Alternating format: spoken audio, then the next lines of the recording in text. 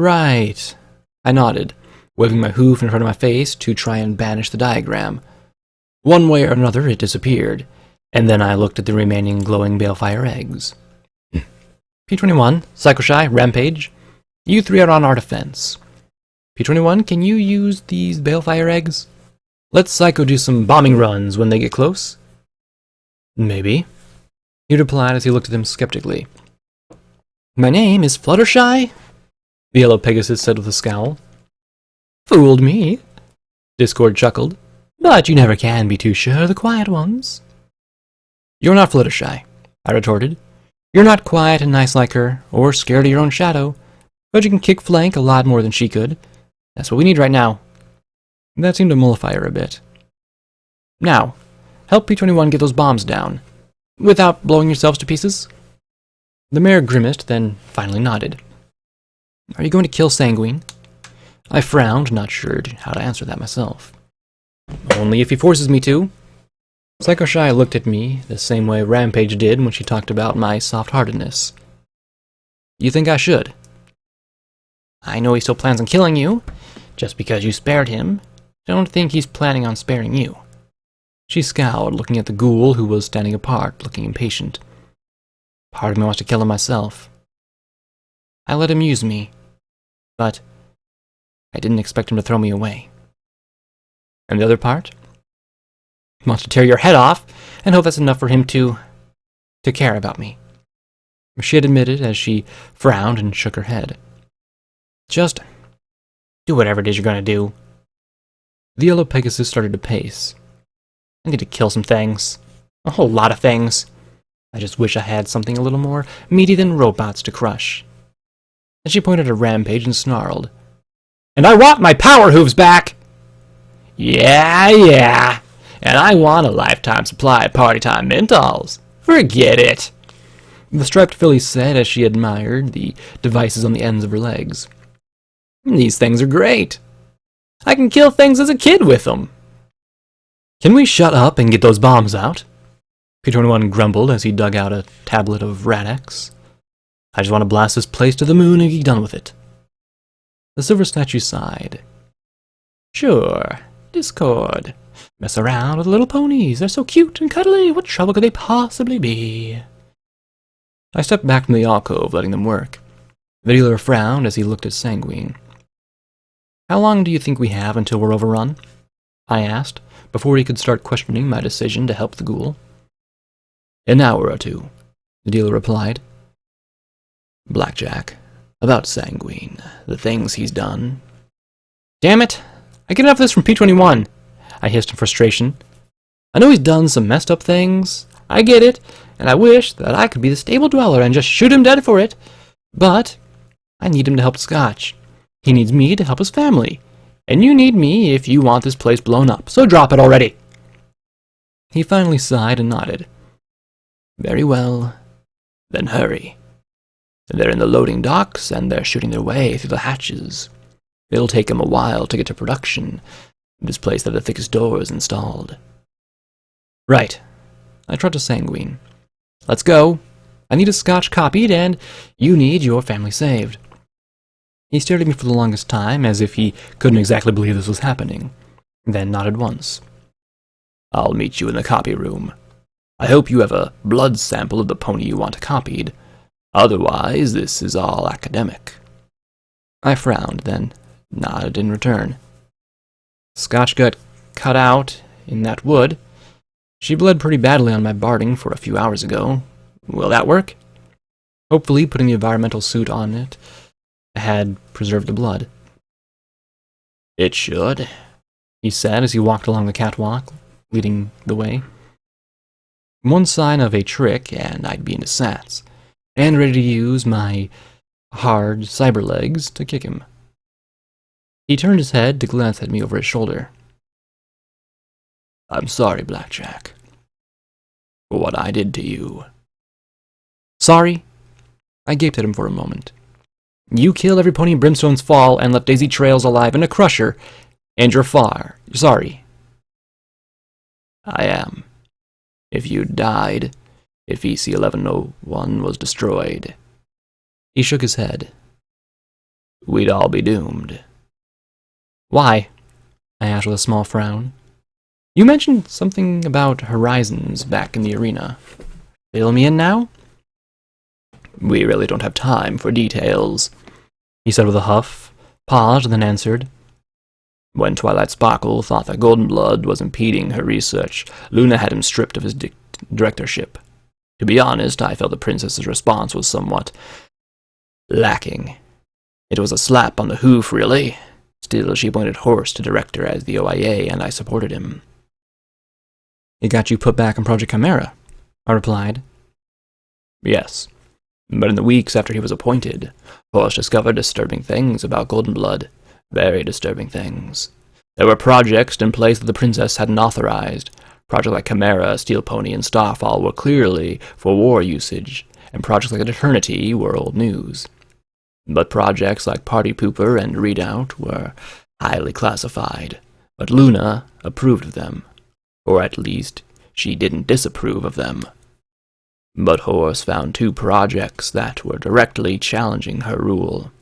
One was called Gardens of Equestria, which seemed to be designed to restore the country in the event of a truly overwhelming defeat. The suggestion that such a thing could have happened and the waste of resources creating it were bad enough. But Horizons. I leaned forward, nearly salivating.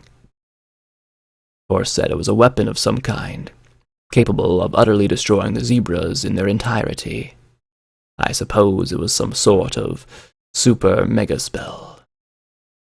I blinked. Was that it? Fun, if irregular mega spells weren't enough. And it's tied to EC 1101? Luna couldn't even find Horizons or Gardens. So, she closed every OIA project she could, hoping that would work. Golden Blood refused to help, of course. He shook his head.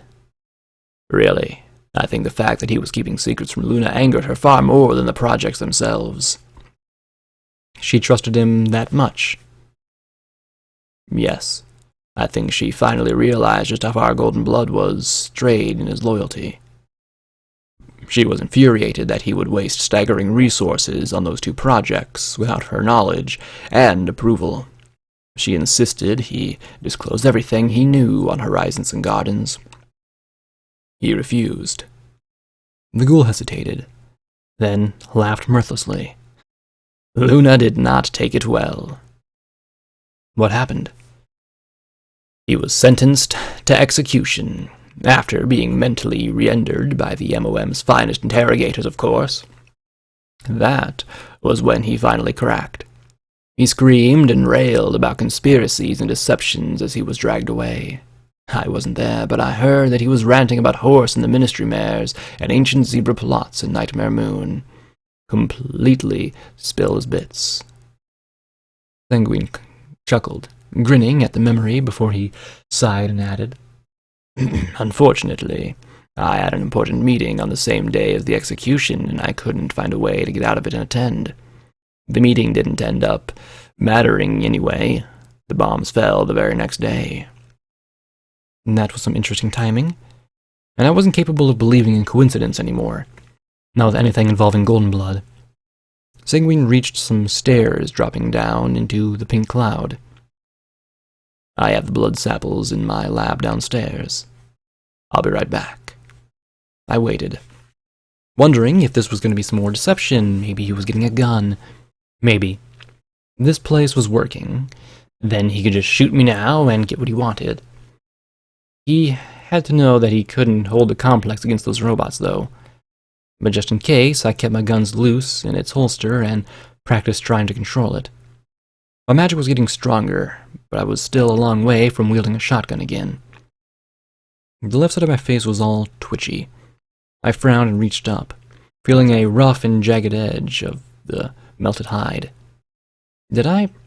No, I couldn't look that bad. I just needed more time to regenerate. Some pony would have said something. I swallowed hard. Nothing I could do now. I just had to hope that, whatever Sanguine's breath had done, my body could heal it. The dealer had vanished again. Was he watching me now, or supervising facility? Sanguine returned wearing a pair of saddlebags. You keep your stuff down in the pink cloud. Can you think of a more secure location? He retorted. You've seen how effective it is. I scowled. Don't smash the ghoul, Blackjack. He's going to grow you another scotch tape. You need him, Blackjack. Yeah. Look what it did to my face, I said as we tropped back towards the copy room. The door had closed across the pipes, but as we approached it, it hissed open again. Yes. Well, I was trying to win, he said defensively. We entered the room with the golden tree, and he shrugged off his saddlebags and levitated out 4 small glass ampules filled with a dark maroon substance. The blanks just milled about. Even a fatty just stood by. I suppose that, when not loaded up with rage, they were just as docile as the rest. Boo found a seat and watched us both. You're making 4, I said with a frown. Yes. 4 healthy bodies. I'll fuse my family to them, and then myself, he said as we trot down the stairs. With Chimera active, it was now studded with tiny lights and hummed faintly. A ghoul fused with a blank. My mind tried to wrap my head around that one. Would that even work? Sanguine laughed.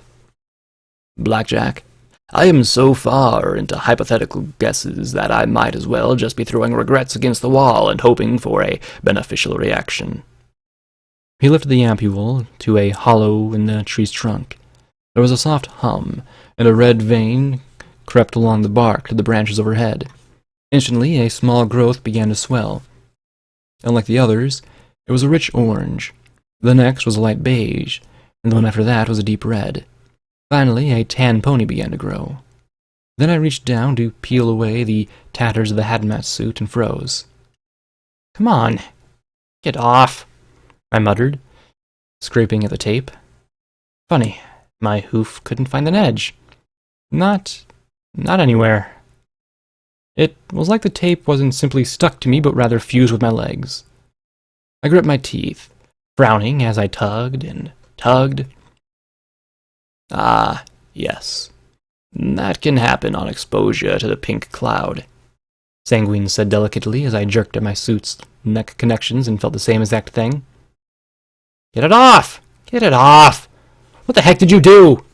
I gasped as I tugged. The suit fell loose on most of my body, but at the seams... Your Pegasus friend can handle a scalpel, yes. My sources suggest she had some medical background. Ah, and something stronger for your enhancements, Sanguine added. I swallowed and nodded. Good. She's going to have to cut the suit off your hide. I'm afraid of that. Otherwise, it's just a permanent addition.